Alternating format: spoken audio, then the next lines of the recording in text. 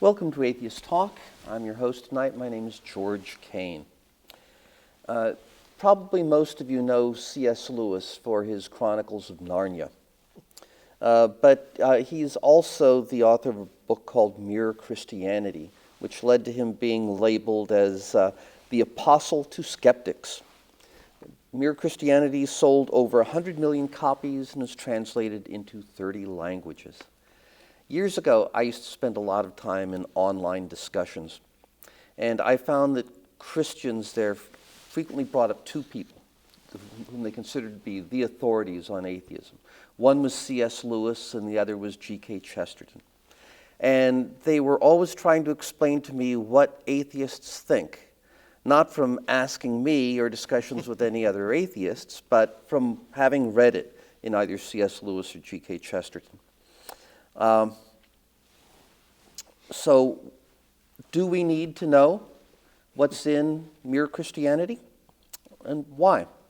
My guest tonight is Grant Steeves, a former chair of Minnesota Atheists and a lifelong student of religion. Welcome, Grant. Thank you. Pleased to be here, George. Okay, so tell us about who is this C.S. Lewis? Well, I became acquainted with Mere Christianity by C.S. Lewis, Clive Staples Lewis. Back in the late 70s, I was always questioning religion, and one of my former students presented me with a copy, which is this book here, because he thought that this would really help me understand what Christianity was about and help put me on the right path. And it's a very short book. It's less than 200 pages. And I read it, and I was not, it didn't convince me. I wasn't impressed by the book. I understood why it could help people understand Christianity, but it didn't meet the needs that I happened to have at the time and the questions that I happened to have. But that's how I became interested at that time in Mere Christianity. And then, as you indicated, I keep confronting the idea that people actually buy this stuff, that it particularly appeals to apparently adolescents. And some of them will say, I was an atheist. I have a colleague who said, I was an atheist and a skeptic, and I read Mere Christianity and set me on the straight and narrow. I became a born-again Christian. And that's a claim that C.S. Lewis also makes, right? Yes, yes. So, you know, he came out of that in a sense, and so people rely upon him to pull them out. You know, C.S. Lewis had a very common beginning. His father was an attorney. He was born in 1898 in Belfast, Ireland. His mother passed away when he was 10 years old, put in boarding schools, which he rebelled against, he did not like. But he finished his education and then went on to Oxford University. He took time off to become a soldier, World War I, was wounded, and then came back after that to finish his degree at Oxford University. So from 1919 to 1924, he was working on his degree. He had honors in a first degree in the area of Latin and Greek literature. He had a first degree in philosophy and ancient history, and he had a first degree in English literature. This is the classic classicist in terms of his training and his understanding. And he obviously was a very bright student, because in 1924, upon graduation, he was appointed as a substitute tutor at the university. And then the following year, he was appointed as a tutor for English language and literature in the Magdalen College at Oxford University. And he stayed there for 29 years as the tutor in this area. It was in this period that he starts to see the conversion on the wall, I guess you could call it. And part of this was the association. He associated in that period with a group of scholars and fellow tutors. One of the individuals was J.R.R. Tolkien, the writer of The Hobbit and The Lord of the Rings. Tolkien was a devout Roman Catholic, and he had a huge impact upon C.S. Lewis and his conversion, which was roughly in the period of 1929 to 1931. Now, was C.S. Lewis Catholic or Church of England? No, he was Church of England. Yep. When he converted, or was maybe, I don't think he described it as born again, but when he converted to Christianity, it was within the Church of England or the Anglican Church. But he continued with that group of scholars throughout his career at Oxford, which really reinforced his thinking about Christianity. And their discussions were philosophical and religious in nature, and it built up this Christian belief system in him. And he came out with a number of books over a period of time, which were popular books. He actually only, as far as I know, published one academic book. He was assigned to write, in 1935, an academic work on the 16th century English literature. Yeah. And it's a classic in the field. But then I'm not sure anyone else has written on the 16th century English. But it's considered a classic. He was a very knowledgeable person of English literature. But in the same period of time, historically, he started doing his writing. The Screwtape Letters came out.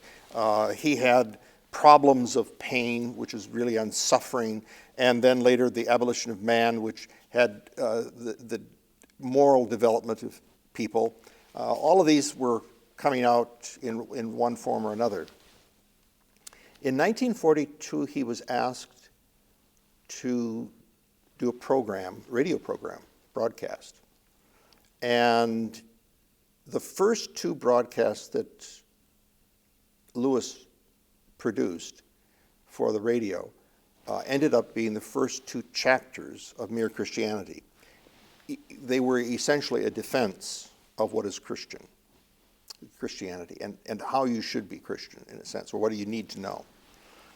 And then in 1945, he gave two more lectures on the radio, and one dealt with behavior of a Christian, because he thought it was very essential that you have a certain behavior as a Christian person.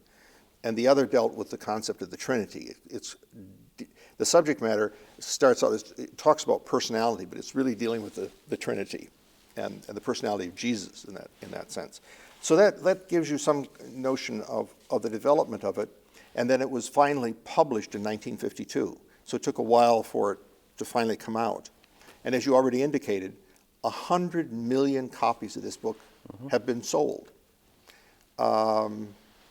Make that a comparison with Dawkins' book, although Richard Dawkins hasn't been out that long with his book, The God Delusion, but that has sold 2 million copies, a little over 2 million. And The Purpose-Driven Life, one of the modern Christian works, has 52 million copies out there.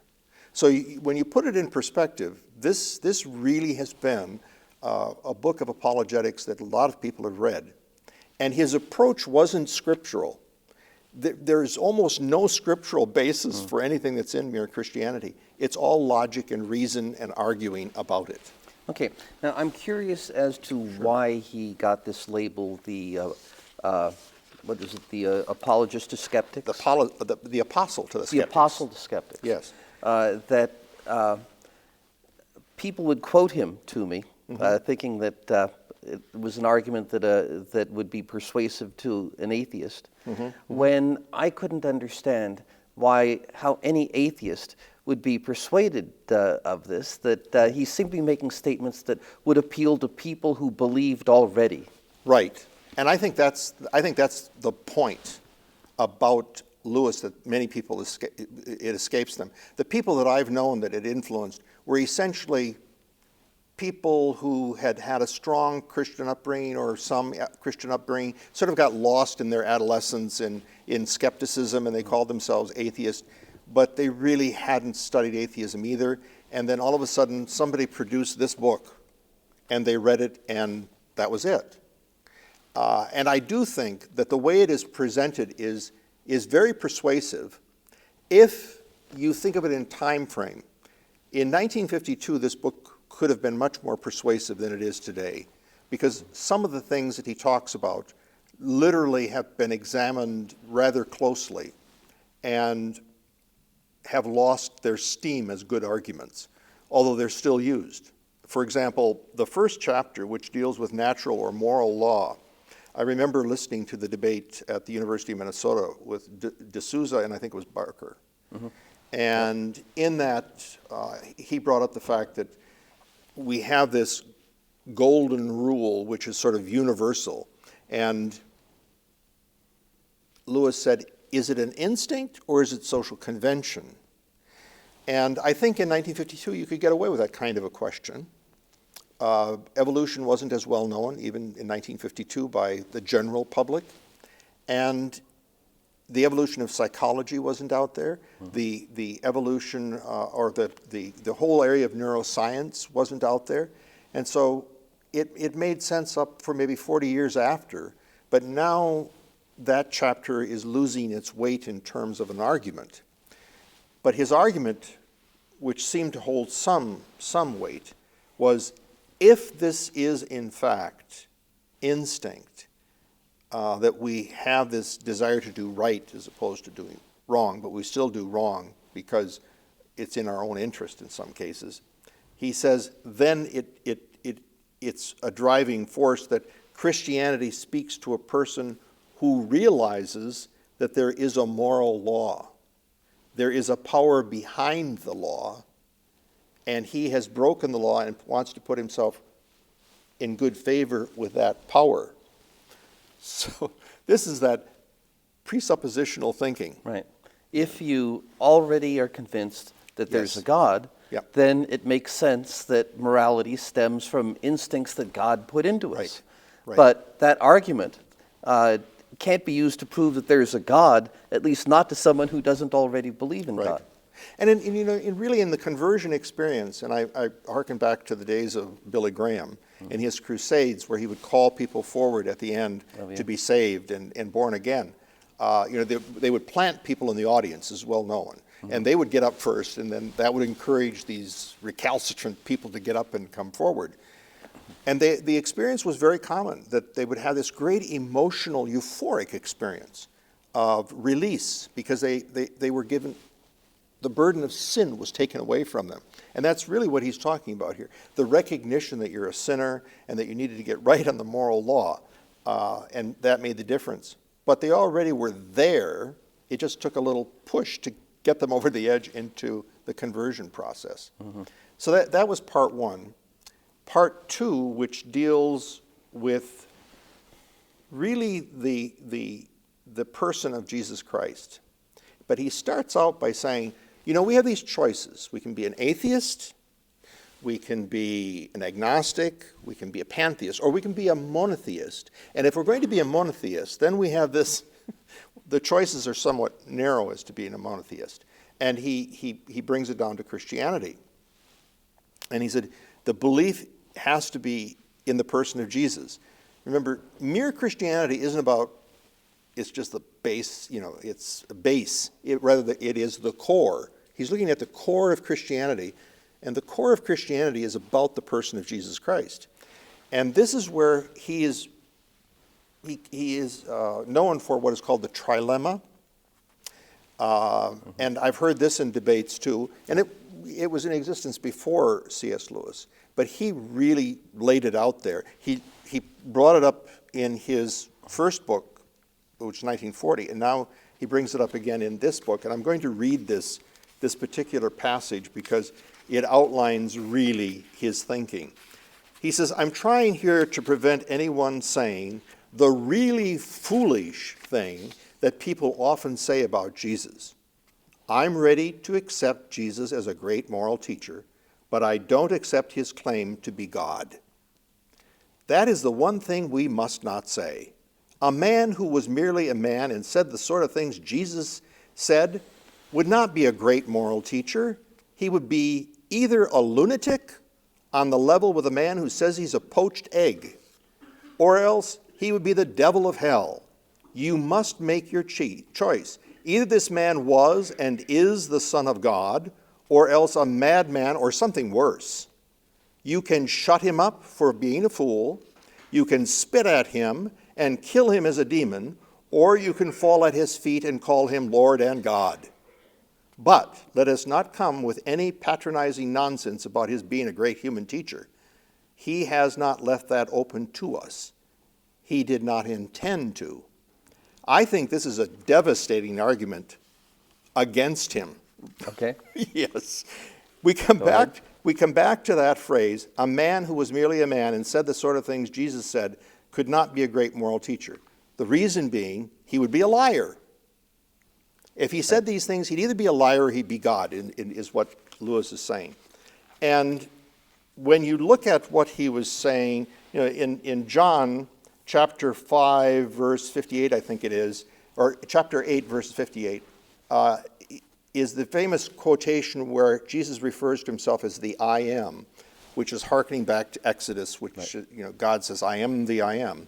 And people say, well, that is his designation as God. The fact that he forgave sins would be an indication that he was God, because only God can forgive sins.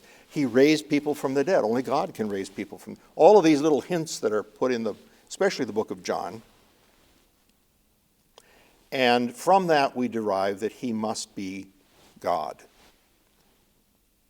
And my response was, this is like Plato and Socrates.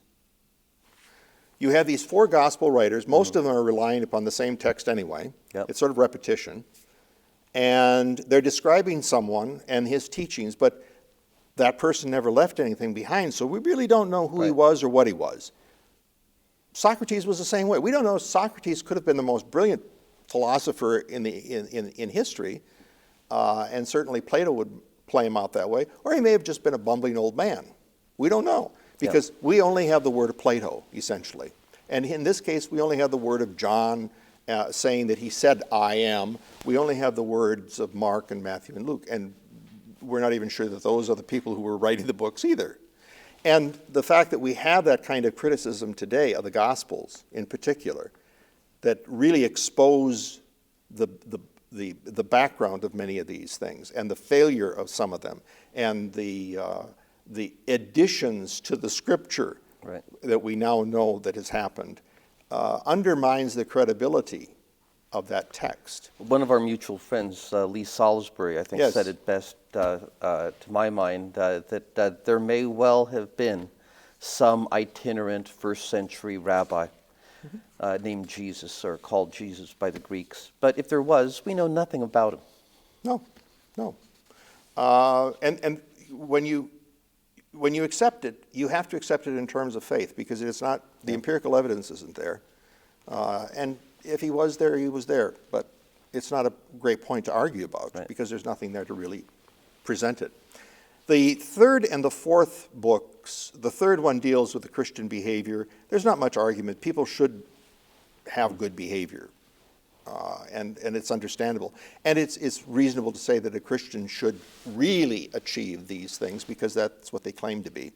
And the last one is trying to explain what the Trinity is, and that's been done by a lot of people, and still a mystery. But he tried, at least. But he didn't use Scripture again. He used the logic and the reasoning and the sense of humor, like an egg, a poached egg. This is going to appeal to a certain level of humor. I call it adolescent humor, and although I find it amusing too, but it at least had humor in it in its presentation. And for being a work of apologetics, you don't find humor in those very often. And I think that's another reason why C.S. Lewis was appealing to audiences of that time. It was simple, it was straightforward, and clearly explained. And if you had the sort of the base there to start out with, it was easy to make the push into conversion. Something similar, you mentioned explaining the Trinity. As I recall, I looked it up in the Baltimore Catechism. Okay. And probably similar in that it's also intends to make things very simple. Yeah. But it said that the Trinity is a mystery, which means that humans can't understand it. That's right. Yep. And the same thing takes place in terms of the transubstantiation of the Eucharist. It's a mystery. Yeah. Chemistry-wise, we know that it's not a mystery, but theologically, it's a mystery. But here is a man whose credibility rests on mere Christianity and the book. It certainly has influenced a lot of people, and as you indicated, a lot of people refer to it and quote Lewis. And I think it's worthwhile. It's sort of, to me, in some ways, it's like, if you want to become an atheist, read the Bible. Well, in some ways, if you want to become an atheist, read Mere Christianity, and then really think about what he's saying. Test it, in other words, and not just accept it. And I think that's the important part. I want to respond that there are a lot of atheists who became atheists by reading the Bible to them. Yes, they did. Yes, they did. Yes. Getting back to the conversion experience that people have, and I've already indicated that it appeals to adolescent in particular, but it appeals to people because it's an emotional thing. It's logic, yes, but it's an emotional form of logic. Conversion is not about an intellectual exercise. It's about an emotional exercise. The feeling of euphoria that you've given your life over to Jesus Christ and all your sins are forgiven. Oh, what a burden off. It lasts for about 3 years on the average, that euphoric experience. And then you're sort of brought back to earth. And if you don't have support from the congregation or the people within the church, you will find yourself sort of drifting away. So it's essential that you have that. And that's what Lewis had himself. He had that group at Oxford that sort of sustained him to help him continue in this pursuit of religion that he had. Even the Chronicle of Narnia, as you know, is sort of an allegory that comes out of religion. Right. But it's the emotional ties that are created as a result of this experience that are most difficult to break for people who want to move away from it. When you're dealing with family members who are deeply involved with Christianity, it's an emotional experience. If you're going to argue with them, you don't argue with them about their commitment to God, but you might be able to argue about what faith is and the evidence that is the basis of this. Yeah. One reason that I'm dubious about Lewis as what do you say, an apostle to skeptics, and that he would really be at all effective, is that something that you have to talk to another group, to talk to atheists, is to be able to relate to them. And Right. I've found so many quotes that people would post that seem to be very dismissive, Yes.